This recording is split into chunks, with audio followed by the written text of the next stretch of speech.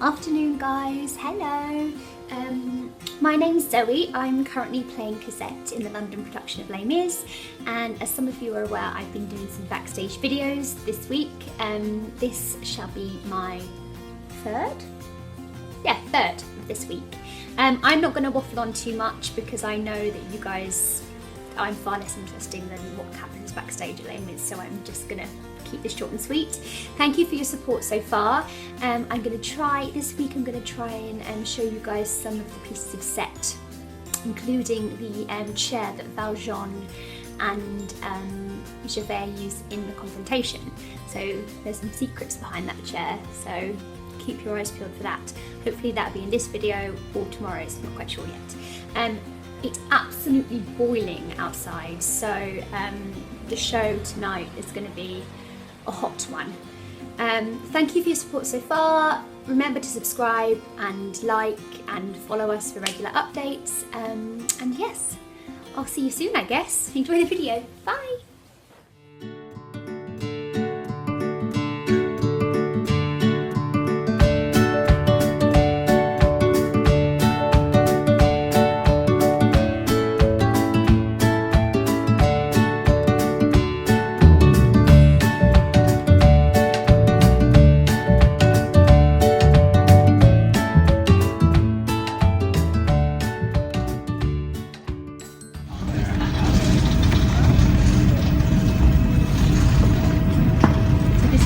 Like stand on stage and the revolve to be going round.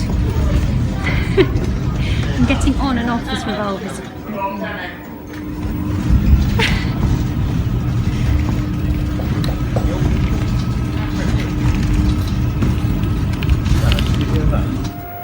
I'm Matthew. Yes. I'm one of the assistant stage managers. And he makes the magic happen. So we're here. We are at the revolve desk. Yes. Now, oh my goodness, what are all these buttons? Well, it looks like it was made by Wallace and Gromit, but it wasn't, believe it or not. And it allows us to control the revolve, send it in different directions, different speeds. And we've got a couple of functions on here to lock the revolve. So when we bring the barricades on, we lock it so that it all lines up in place. And when people come up and through the trap, we lock the revolve as well. So if I press one of the buttons, and shout revolve turning and turn this dial here, right, begins to spin. Look at that. And so different cues go at different speeds in different directions. So we've got a cue sheet that we read it all off of. And we adjust the speed depending how quickly the conductor's conducting or how quickly somebody's walking. And that's why it's all done manually, isn't it? Because otherwise, if something happens and the revolve turns and we're not ready for it, that's when... Yeah, it's part of the reason it's done manually. Yeah. There are other reasons, but yeah. There are other reasons, but yes! So this is the iconic, famous revolve. Thank you so much. You're welcome. Thank you.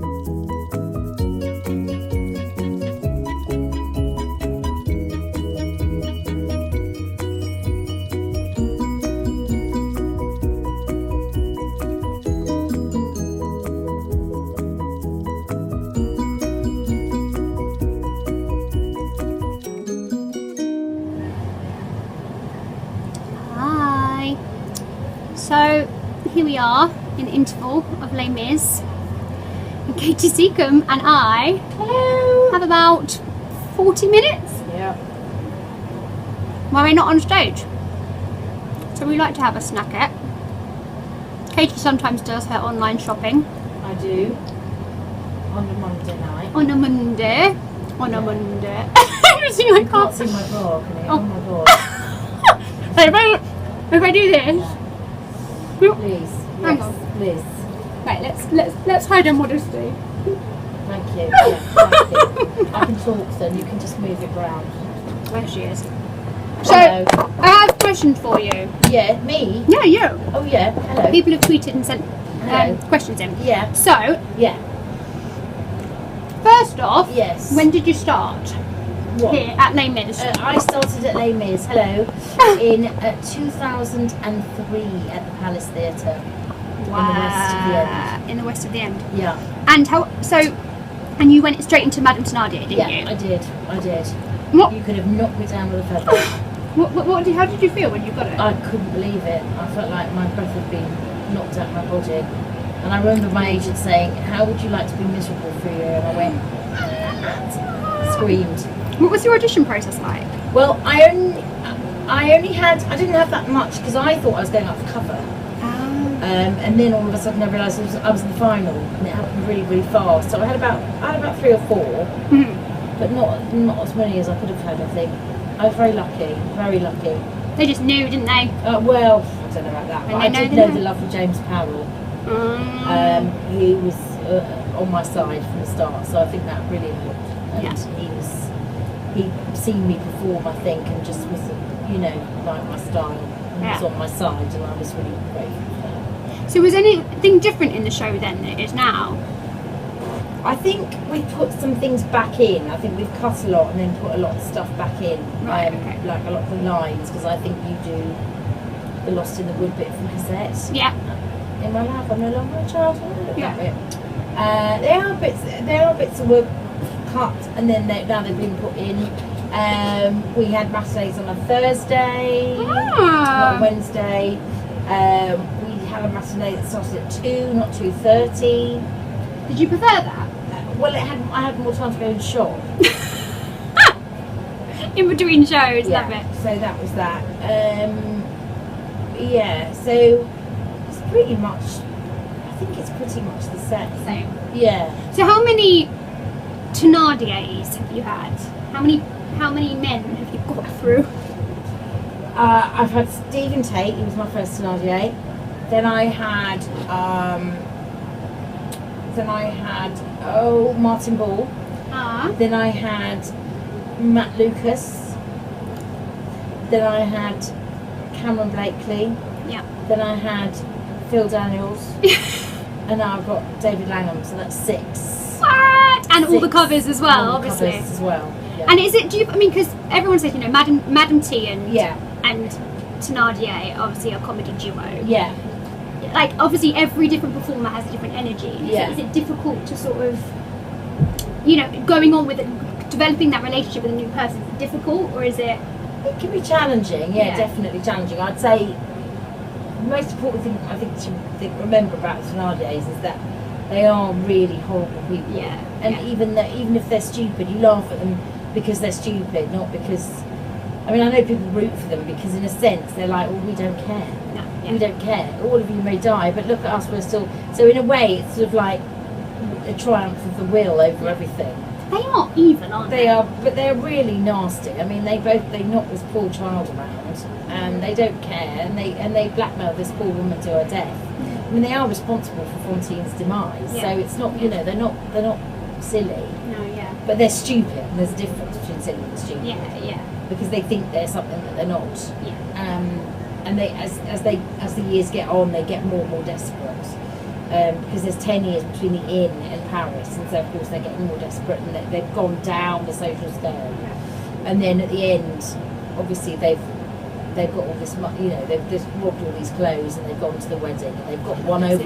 They've got one over. They're a bit like Javert in the sense they're obsessed with getting one over Valjean. Yeah, that's their main aim. That's their objective, isn't it? Every time they see him, they can't help themselves. Yeah. And but in the book, I think Madame T dies and then he goes off to the South Seas or something. But I think in the musical, I think we're like cockroaches, because cockroaches can survive a nuclear explosion. It's like 9 days of our head. How Nice. gross is that? Well, we're kind of like cockroaches, then, aren't we? That's what we are. But they Horrible. but I feel that I just find it fascinating whenever, because obviously to get that sort of dynamic between a Thenardier and a Madame T, and for you to have been with so many people, it's just so fascinating to even like Cosette and Marius is like working off of each other, but I can't imagine doing it with that many people. It must be really interesting. It is very interesting because it's never the same. No, yeah. And people have different takes on it all the time. So some people want to do it one way. Some people want to do it more, not more silly, but more comedic than others. Other people want to do it very dark. Other people want to be more performing than dark. Yeah. And there's no right or wrong way at all. No, yeah. The most important thing is to remember is that it's still a musical and it's still a performance, and we are there to lighten the mood. Yeah. But it's nice to remember that they are horrible. hard. Yeah. Because it's like the backbone of the show, isn't it? Yeah, they're like the smiling villains. Yeah. Oh, there we go. There you go. There's an Legend. acting master. It is. Legend Katie Seacombe. So bloody long. But I'm very proud. Yeah, you must be.